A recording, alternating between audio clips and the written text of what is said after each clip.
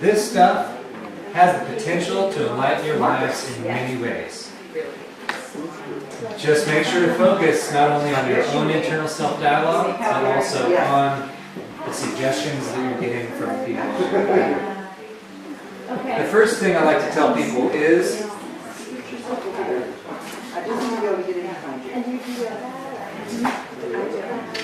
don't yourself.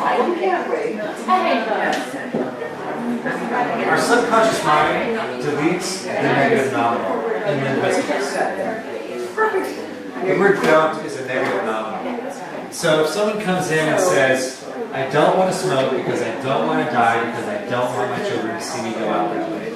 What they're actually saying is, I want to smoke because I want to die because I want my children to see me go out that way. And it seems silly. And I'm not talking just about the word don't. I'm talking about any aversion.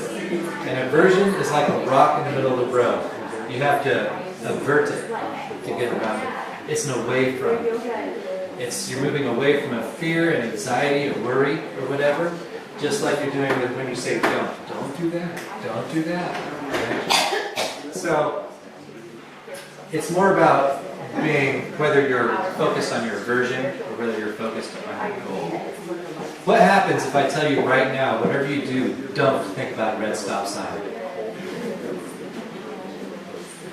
You can't help not to think about it, because that's the direction of the language. A lot of times, people will go on default, and they'll be like, okay, well, I do want to quit smoking because I don't want to die. Or I do want to eat more healthy because I don't want to be in this much pain anymore.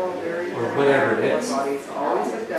If we find ourselves doubting ourselves or going back on a version like that, we have to reframe the whole statement. So let's say we're feeling depressed and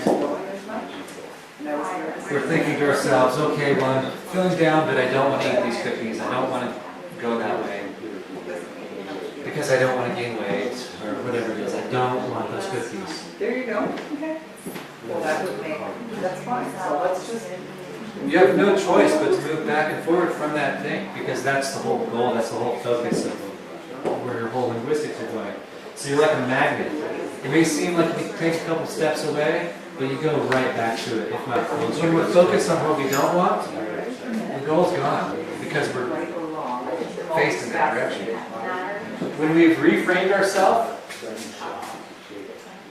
and found what our true intent is, our true purpose, the problem is. And if we're really working to be empowered people, we need to use the strongest suggestions that are available to us. Hypnosis provides a clean slate. There's a difference, and then using the hypnotic linguistics reinforces what you want. There's a difference between self-hypnosis and hetero-hypnosis. A lot of people would disagree with me on that. But what I see the difference is that self-hypnosis, you're aligning your conscious mind, your conscious wants and desires, into your subconscious mind. Hetero-hypnosis, it's more that we're actually disorganizing the thought process and opening up a brief little window where the suggestion can come in without that critical part of the mind in place. However, I also believe that all hypnosis is self-hypnosis because you allow yourself to be hypnotized.